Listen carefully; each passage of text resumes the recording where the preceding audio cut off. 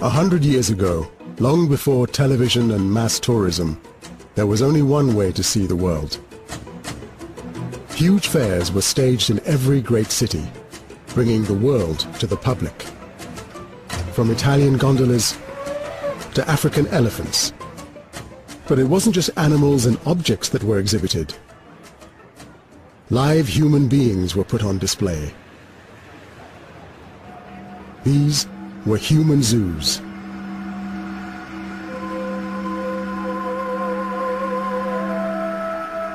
These exhibitions were not meant just as entertainments. They were masterminded by scientists and designed to demonstrate the superiority of the white race. The average white man is stronger of limb, fleeter of foot, clearer of eye than the average yellow or red or black. Human zoos taught the public that racism was scientific. This new science of race would inspire and feed the ideology of the Nazis, giving academic grounding to the 20th century's greatest atrocity. This is the story of the human zoos and their legacy, buried by history until now.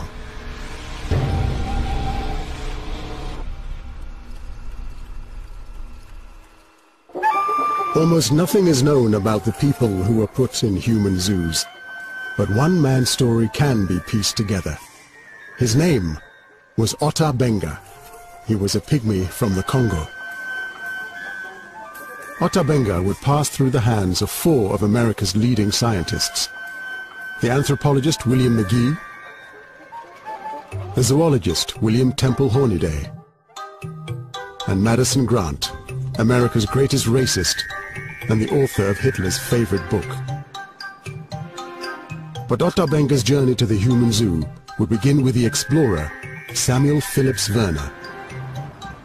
At the beginning of the 20th century, Werner was one of the world's leading experts on pygmies. He'd even lived among them in the Congo. My grandfather, he wanted to show the world that there were these people and acquaint their civilization with ours. He thought that this would be sensational. I don't think my grandfather would have liked this environment. It's too artificial for him. I'm here to show you this picture that was taken of my grandfather, Werner. I think he's a rather handsome fellow. Well, he was very adventurous. Some thought it was to such an extreme that perhaps he was a little daft or crazy, or a little bit like many in the Werner family have been over the years.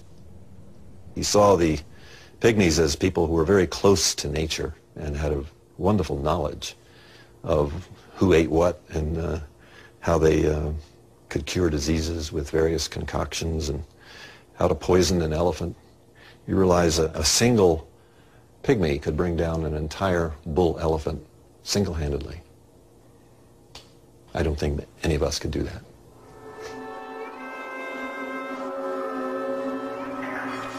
In 1903, Werner got his chance to show pygmies to the world. I don't think it's in there now. I think it's in here. An anthropologist offered to pay him to bring pygmies to America. 317. If he pulled off the feat, it could catapult Werner into the A-list of famous explorers, next to Stanley and Livingstone. But first, he had to meet his employer's list of demands. Yeah, here we go. Here we are. What is to be procured? Estimates of the cost. This is it.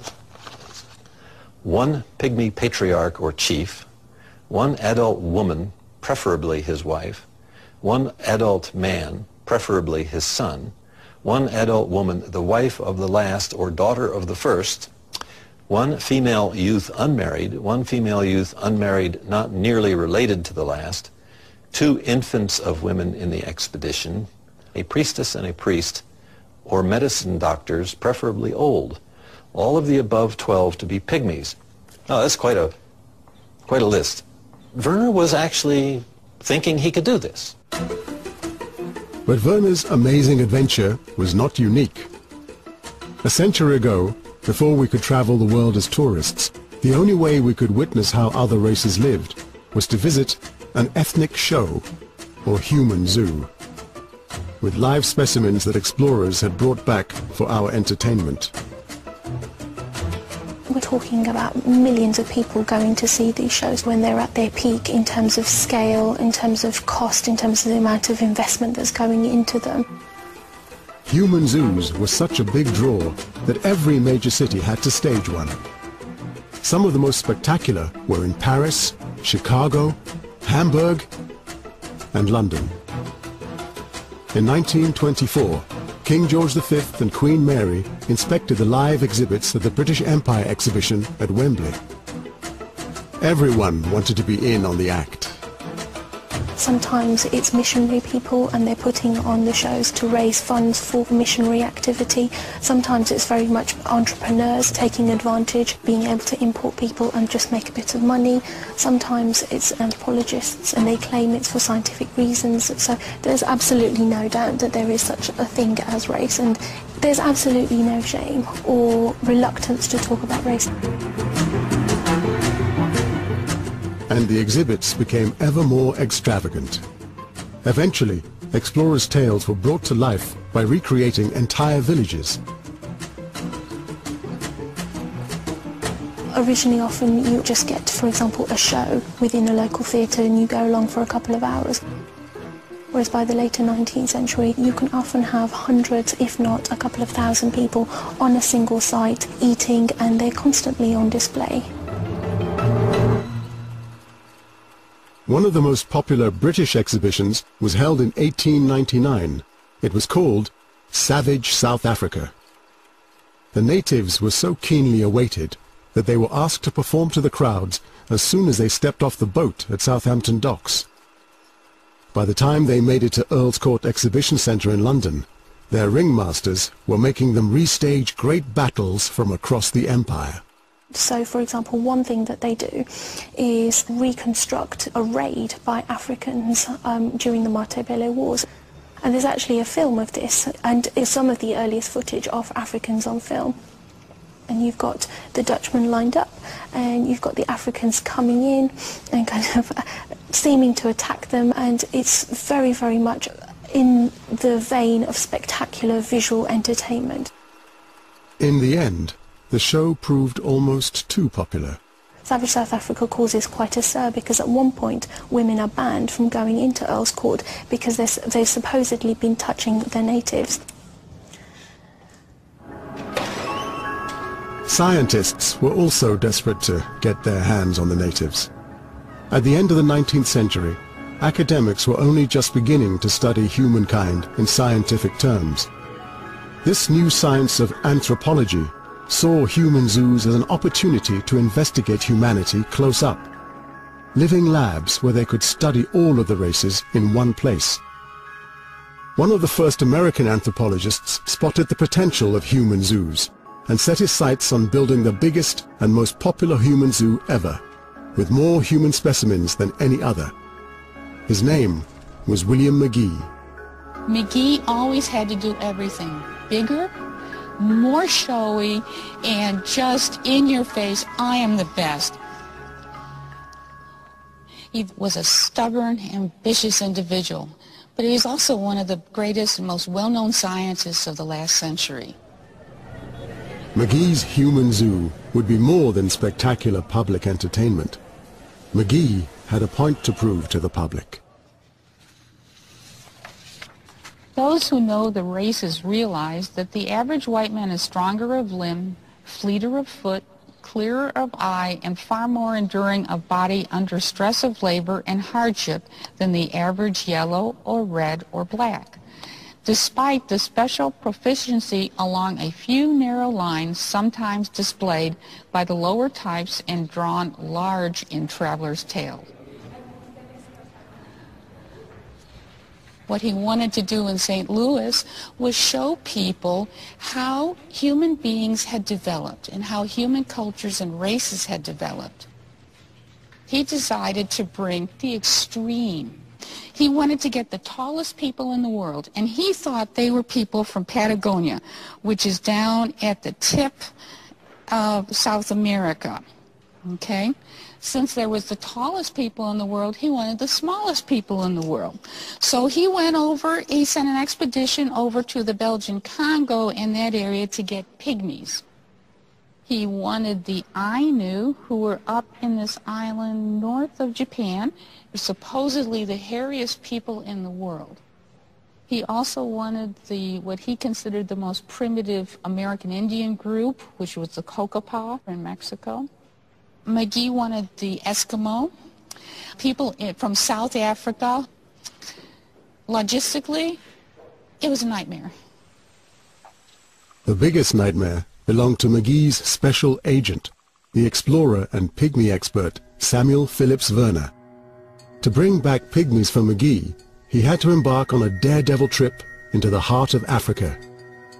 He was just excited by every bit of it. He was that kind of a guy. If you told him that a place was dangerous, he'd say, I want to go there. I have here an old map showing the world as it was at the time my grandfather made his voyages to Africa. My grandfather got on board a ship in New York, first went to London, and then all the way down the European coast and around Africa to the Congo River. And he made his way up the Congo River with steamers as far as it would go. But once he arrived at the area where the great waterfalls were, he had to hire a crew of natives to take everything by hand up thousands of feet of waterfall country. Now he had to encounter crocodiles and hippopotamuses that would upset the boats, and some of the areas in the river they had great whirlpools that would, if you fell into them or your boat went into them, you would completely drown and you'd be thrown out on the side of a cliff somewhere. He did actually get malaria, but he swore to the end of his days that he got that in the swamps of South Carolina, not in Africa. But Werner's adventures would change the way the Western world saw race forever.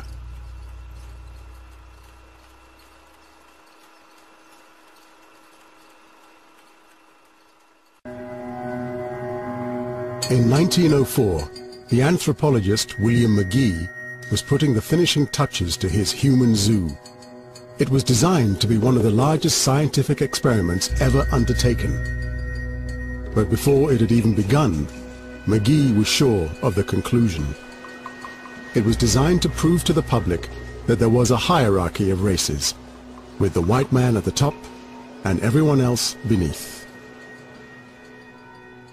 McGee was trying to develop a universalizing theory of human progress. And what he always did, and he always considered, like many other people at the time, was that no matter what you chose and what categories you used, whites were always, by definition, by default, better.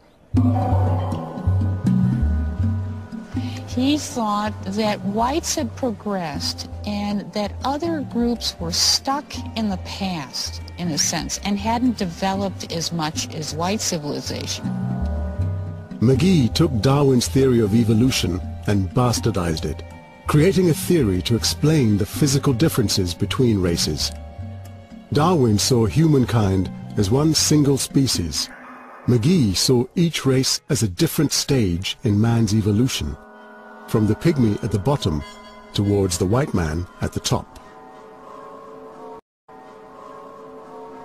Anthropologists still study pygmies today, and for good reasons. Why not be curious about the differences? So different places will have a very different culture and also very different biological adaptation to the particular environment. So of course, if you first met someone that is very different from you, this is something interesting. And the pygmies are very black, very curly hair, and very short. So when you see these differences, it's striking. Because they were so different to whites, McGee believed that pygmies were a living missing link between apes and humans, the lowest rung of the evolutionary ladder. I think this is basically the influence of the culture of the time. Perhaps for the Victorian mind, you know, where men are always dressed and religion is very important and the morals are very established. You cannot understand the place that the culture is completely different. So Yeah, it would be very interesting to study them at that time, I think. Over in the Congo, the explorer Samuel Werner had been laid low for weeks with malaria. But he was about to come across the first of the pygmies on his shopping list. It was on an occasion when he was going up the Congo River, and the boat broke down, the steamboat, and the captain said it would take 2 weeks for the spare parts to come. And he was told by the captain that he shouldn't go into this area. They should all stay on the boat until they got the parts to fix it, because there might be cannibals in the area. Well, that's all he had to tell my grandfather. There were cannibals, and boy, he was out there in a minute looking for them, wanting to talk to them, wanting to maybe share a meal with them, who knows. And when he walked into one of their villages, he found that they had captured people in local tribal wars and were keeping them in cages. And some of them apparently even preparing for them to be eaten. That's when he encountered his first pygmy. My grandfather's first impressions were that the pygmy was a particularly fine specimen of the sort of people that he wanted to bring to St. Louis. And he asked the pygmy if he would like to go with him. The pygmy expressed that he'd rather take his chances with St. Louis than suffer being eaten by the cannibal tribe. My grandfather traded a roll of brass wire and some salt for the pygmy's freedom. The pygmy's name was Otabenga. I mean, I don't know for sure, but I think he had never seen white people before. And Werner offered him some water, and that sort of created an initial good impression. He spoke to Werner in his native Chaluba, which Werner understood, could speak back. With Otabenga's help, Werner managed to persuade 5 other pygmies to leave the Congo. Nearly 6 months after he started his mission, he was ready to make his return trip across the Atlantic. Once he got to Matadi, he could get on a steamer that took him directly over to the United States through New Orleans. They had a stop in Cuba, by the way, in Havana along the way, probably to pick up some cigars. The journey was pretty uneventful, and the pygmies probably thought it was a very long journey, much longer than they were used to. And they also wanted to know how the boat was powered. They thought that it had a cage full of hippopotamuses down beneath it that were pedaling it along. And Werner showed them how the steam engine worked. Mid-June 1904, the pygmies caught their first glimpse of America. They docked in New Orleans. Now it was the pygmies' turn to explore. They marveled at the size of buildings, at the way the streets were laid out, and how complex things were, and how people had houses full of bright and beautiful things. So it was very strange to them, but I don't think they had any fear.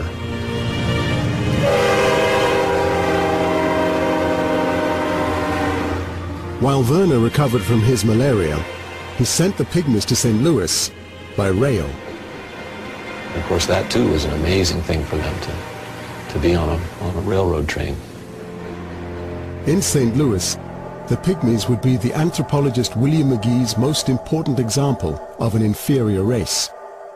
But Werner, the explorer who'd lived among the pygmies, had come to a very different conclusion about them. Pioneering in Central Africa, the major book written by my grandfather.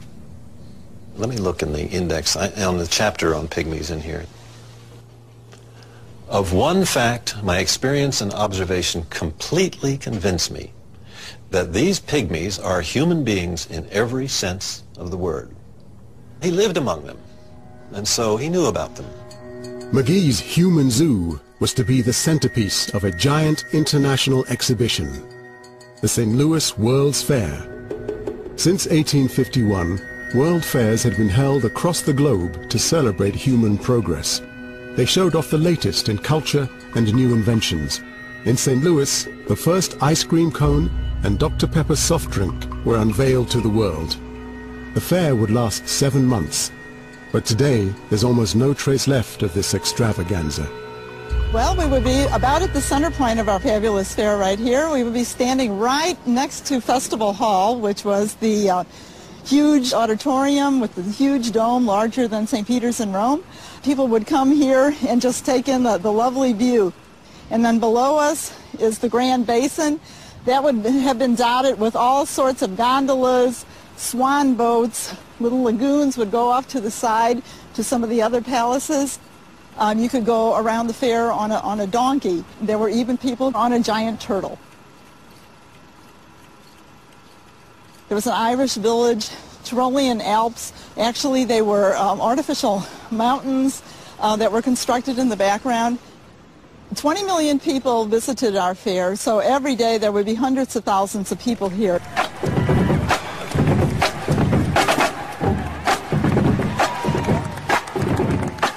But in this celebration of human progress, McGee's 2,000 human exhibits were going to steal the show. His plan was coming together. He had already assembled 300 Filipinos. The Patagonian giants were on a boat from Liverpool to New York. 400 barbarian Igorots and Negritos were stranded in San Francisco waiting for the weather to clear. The hairy Ainu from Japan were making their way from Vancouver. But the most eagerly awaited were the Pygmies. African Pygmies for the World Fair. St. Louis Post-Dispatch, June 26, 1904. Here are some career facts about African pygmies. They live in forests. They are extremely shy. They eat the flesh of wild animals killed with poison arrows. They're extremely cunning and dexterous. They are cruel, finding delight in torturing animals. They have long heads, long narrow faces, and little red eyes, set close together like those of ferrets. Their bodies are exceptionally hairy. A pygmy has been known to eat 60 bananas at one meal, in addition to other foods, and then ask for more. If caught young, they are said to make excellent servants. They seem to be controlled by an impulse that makes them delight in wickedness. McGee's exhibits would spend months living in an enclosure on the fairground. He wanted them to recreate their lives at home. They built houses, cooked authentic foods, kept animals they'd brought with them, performed traditional ceremonies and dances, and they wandered amongst the other exhibits. For visitors to the fair, it seemed as if the whole world had come to St. Louis, and the anthropological lessons were clear. In many ways, it was a cool idea. The visitors would come and see contrasts. And so this is the people from Patagonia, and so you can see he wears shoes, and he's got trousers on and suspenders. So the pygmies would be more savage in this scheme of McGee's because they're partially naked. McGee thought that the pygmies looked like gorillas. They had a darker skin, which looked like gorillas' dark hair or a chimpanzee's dark hair. They also had some ceremonies that would imitate the sounds of chimpanzees. But for McGee, it wasn't just the pygmies' appearance that betrayed their inferior racial type, but their behavior. They had certain kinds of religions that were thought to be really primitive. Here they're illustrating a ceremonial decapitation. Now probably the visitors would just, and you can see a couple of visitors in the back there, would probably think this is just a primitive rite. And they would take it as a sign of savageness rather than looking and seeing that we're performing rituals that say similar to Catholics would do in churches and things like that. As the fair went on, Ota Benga began to draw the most attention. He was described in the press as a dwarfy black specimen of sad-eyed humanity. But the pygmy was turning performer. He used to get paid to smile for photographs and would get 5 cents and 25 cents and sign his autograph, which is how they made money there. The Pygmies turned out to be great entrepreneurs, and they saw this as a diplomatic mission. It had nothing to do with racial categories. They were on a mission to the United States to demonstrate and to show Americans how cultured and civilized they were. They didn't realize that McGee was putting up signs that said they were savages. Never occurred to them. No matter what his subjects thought, McGee was able to draw the conclusions he wanted from his anthropological experiment. The results are contained in his original report. It's been hidden away for the best part of a century, rarely recovered from the archives. He was described by McGee in his report as very typical because he was exactly the right height that everybody thought pygmies should be, and because he was the right skin color, and because he had filed teeth. It basically reinforced the stereotypes that people came to the fair with. So he became the archetype, the model, the perfect one. In his report, McGee seems to have had no doubt that the Pygmies were every bit as savage as he'd imagined. But as the fair went on, the Pygmies were unwittingly frustrating all of McGee's theories. The Pygmies used to go out, and one of their favorite things to do was buy cigars. They would get cigars every day, and one of the people in the Turkish pavilion would give it to them. And McGee used to get mad because Pygmies are too primitive to smoke cigars. Therefore, he would take those away. In fact, the newspapers called him the overlord of the savage world. And then all the Pygmies had top hats, and they used to wear them all the time. And that didn't coincide with the pictures and what they wanted to present at the fair. For McGee, the misbehavior of the Pygmies was the final straw. He believed his anthropological experiment had been scuppered, and that he'd failed to gather enough evidence for the superiority of the white race. A year after the fair, he would turn his back on humans and choose to study rocks instead. But by the time the fair closed in December 1904, and the savages were on their way home, 20 million people had passed through its gates, and most went away believing that anthropology had publicly demonstrated that the white race was superior. For them, racism had been given a scientific seal of approval, and scientific racism was now set to change the course of the 20th century.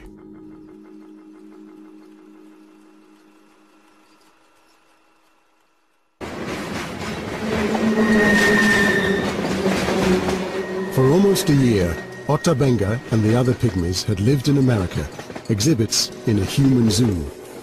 In 1905, the explorer Samuel Phillips Werner took them back to their home in the Congo. But Ota Benga found that he had no home to go back to. He thought he would rejoin his tribe, which he found had been completely eliminated. So Werner suggested that maybe he would get along with the Batois, and he in fact married a young woman from the Batois, and she got bitten by a poisonous snake and died. And then the Batois rejected him as being a bad influence on them. He felt a stranger. He felt like he was not accepted in his own land anymore. Ota Benga begged Werner to take him back to America. Werner definitely did not want to do this. But Ota Benga threatened to jump in the river and be eaten by crocodiles if Werner didn't take him back to America, which he thought was St. Louis. And Werner had to explain to him, no, there's a bigger city called New York, and that's where we're going. Werner and Ota Benga left for America within weeks. This time, they made the 3,000-mile journey via Liverpool. Transporting crates of live animals, parrots, monkeys, and snakes, Werner had his hands full. But Ota Benga found no trouble passing the time. Ota Benga discovered cigarettes on the steamship, and he kept going to the counter where cigarettes and whiskey were sold, and imbibed at his pleasure and gave the bill to Werner.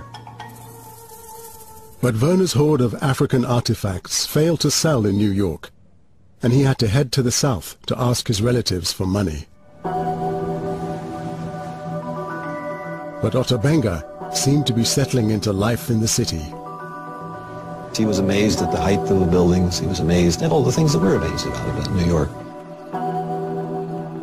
At one point when he was taken to the Hippodrome to see a society circus, he saw a baby elephant handing out programs. And he thought that was wonderful, that the elephant had found a place to be engaged in some useful activity.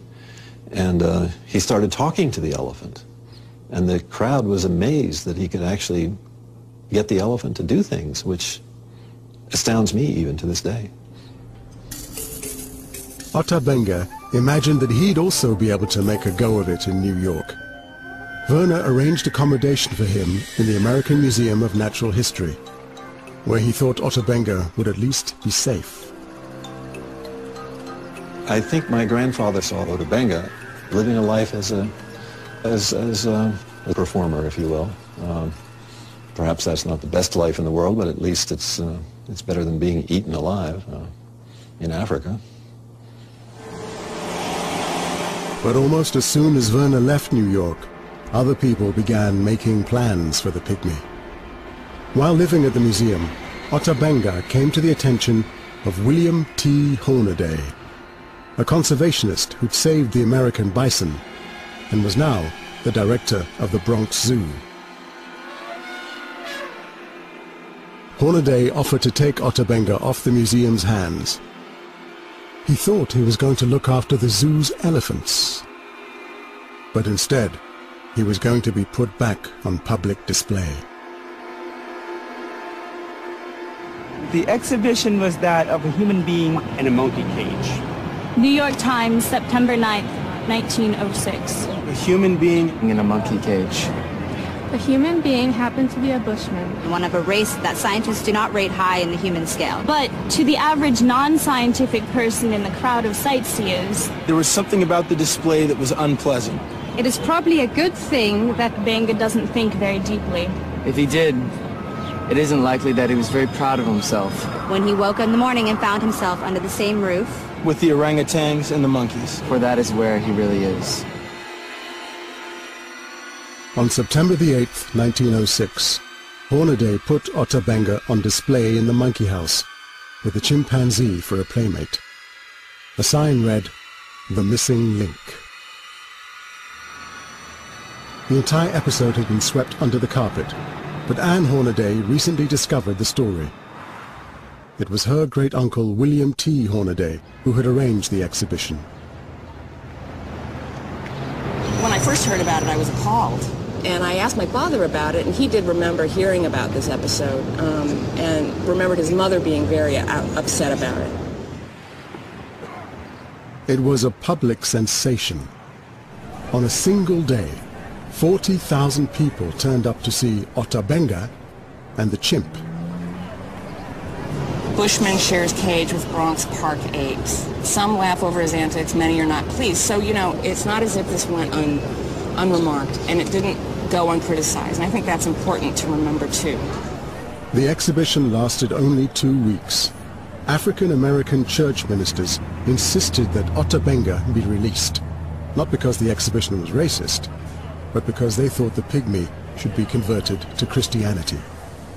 Ota Benga was now on offer to anyone who'd take him. An asylum in Brooklyn had called, an African-American group, charitable group, had called asking to bring him out there. Colored orphan home gets the pygmy. Ota Benga has left the New York Zoological Park in the Bronx and has been installed in the Howard Colored Orphan Asylum, Bean Street and Troy Avenue, Brooklyn.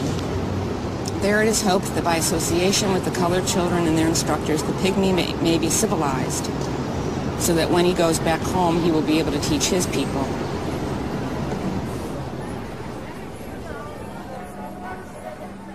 Although an adult, Ota Benga was confined to an orphanage, hidden away from a public who had queued to see him. Exhibiting Ota Benga at the zoo had been designed not as a mere sideshow. The display had been masterminded by a man called Madison Grant, a wealthy conservationist who had founded the Bronx Zoo. he was also one of America's greatest racists.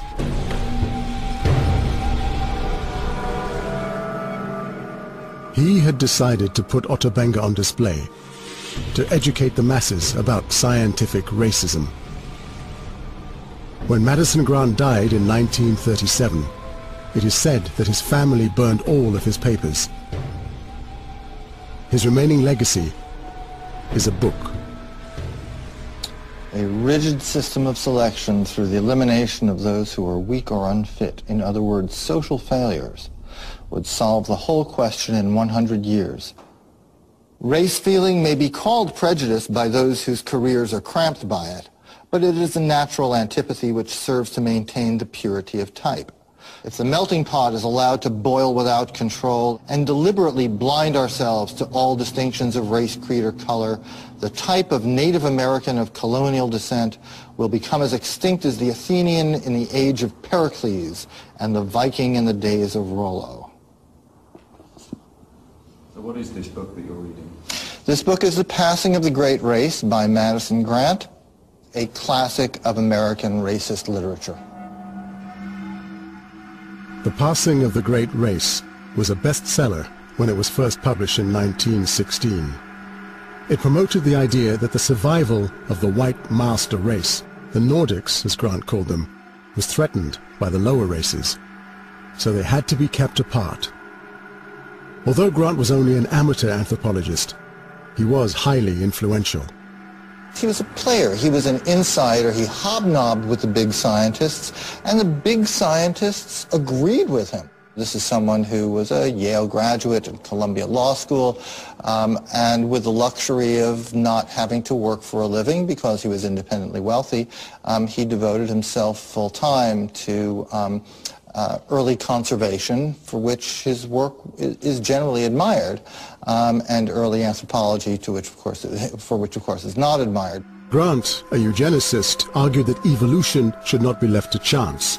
He lobbied for laws banning interracial marriages and limiting immigration, laws passed by people softened up by human zoos and now susceptible to Grant's arguments. The cross between a white man and an Indian is an Indian. The cross between a white man and a Negro is a Negro. The cross between a white man and a Hindu is a Hindu. And the cross between any of the three European races and a Jew is a Jew. When I read my students Madison Grant, and I read it angrily, my students say, why do you take such a personal interest in this? And I say, well, because it was my grandparents and great-grandparents that he was trying to keep out of the United States. It is a very personal story for most Americans, in fact. Grant's argument found followers all over the world. In 1930, after The Passing of the Great Race was translated into German, Grant was bestowed with what he regarded as one of his greatest honors. He received a fan letter from an aspiring politician in Germany which said, "Your book is my Bible," signed Adolf Hitler. Grant's correspondence has disappeared. That letter is not with us anymore, but there is eyewitness testimony that he brandished this letter at people to show how great and how influential both he was and how seriously the Germans were taking his ideas, which is something he was proud of. He was a real by the way. Put that on your television.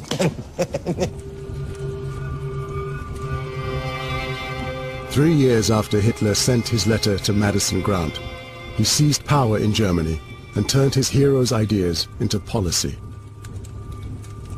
Once the Nazis adopted it and embraced it wholeheartedly, that caused a lot of Americans, although not all Americans, to rethink it. Some American scientists were saying things like, hey, the Germans are beating us at our own game, and this is a bad thing. We need to get more like them. So there's a dirty little history there that we do need to bring out into the open.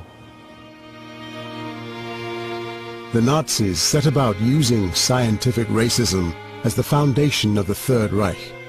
They took the ideas that were promoted in human zoos further than anyone else, instituting a systematic elimination of inferior races in the defense of their own superior Aryan race. In the end, it slaughtered millions in the name of scientific racism, an idea for which Ota Benga has been used as a prime example. Guilty or not guilty? Nicht schuldig.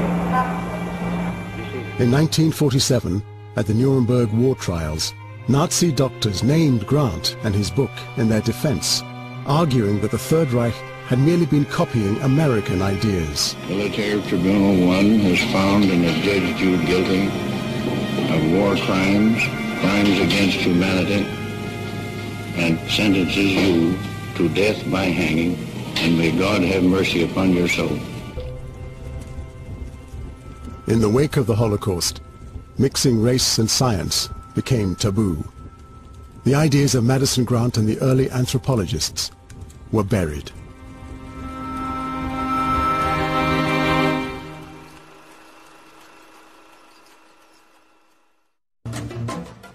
Since the Nazi atrocities of World War II, talking about racial difference has become taboo.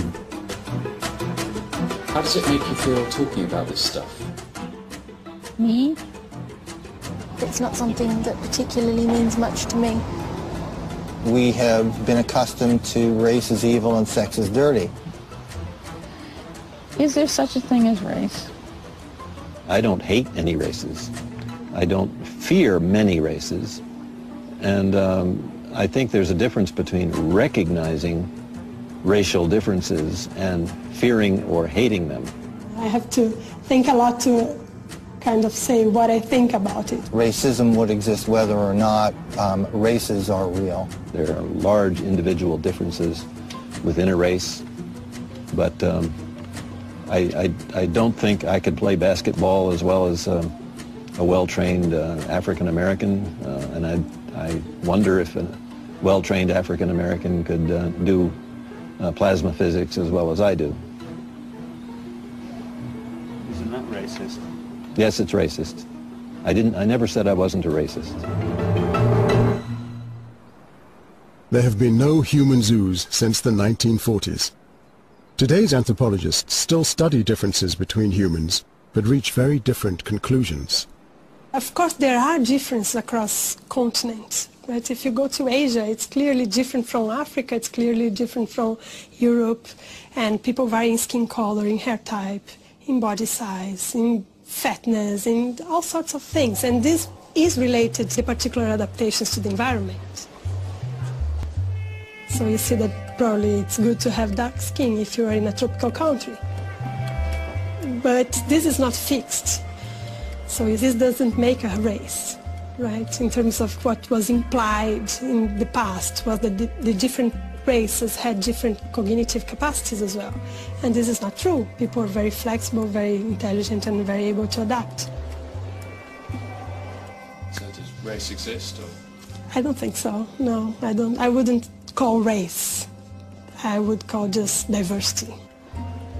We are not really allowed to talk about these differences nowadays, I think, but talking about them is actually good to understand better what are humans as a species, how we are similar and how we are different as well, and this doesn't mean worse or better.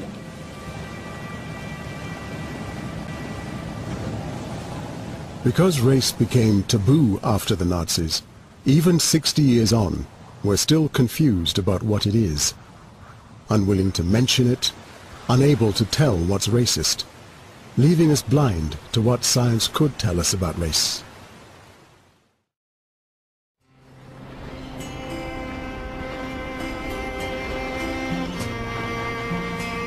But what of Ota Benga, the pygmy who at the beginning of the 20th century was displayed as a living example of racial inferiority?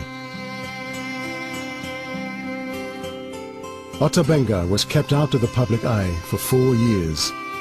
He eventually ended up in an unlikely little backwater, Lynchburg, Virginia. There are no memorials to him here, but he was adopted by some of the locals, and a few still know of him.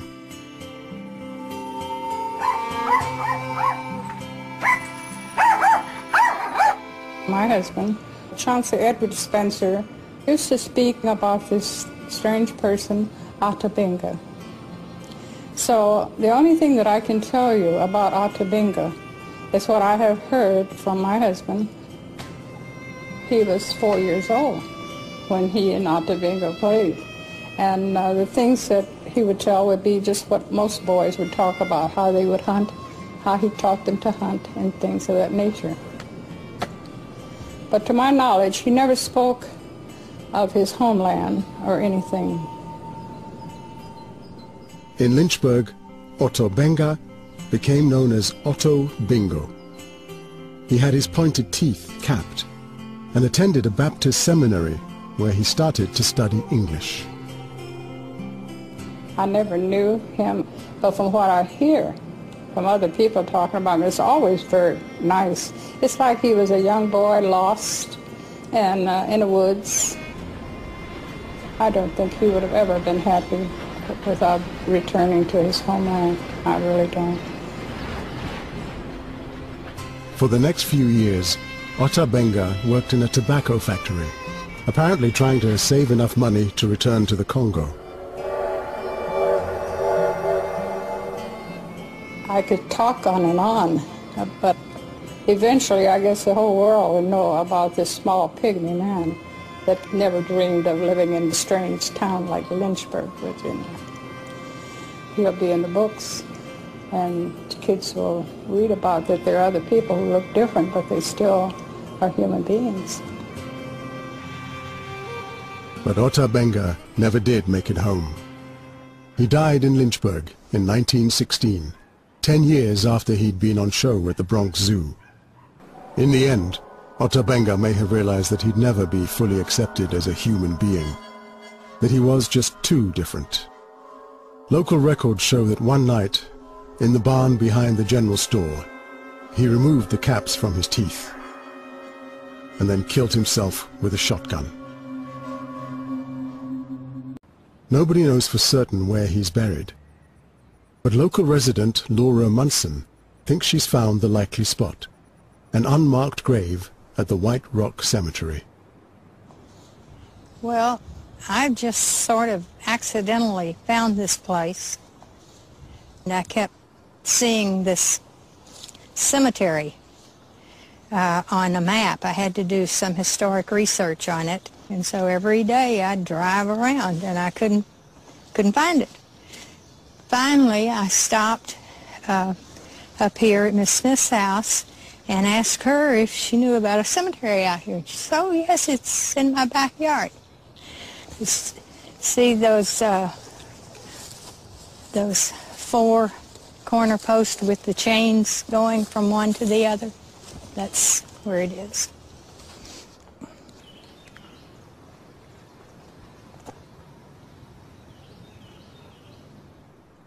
Nobody really accepted him. He was a pygmy, but he wasn't that short.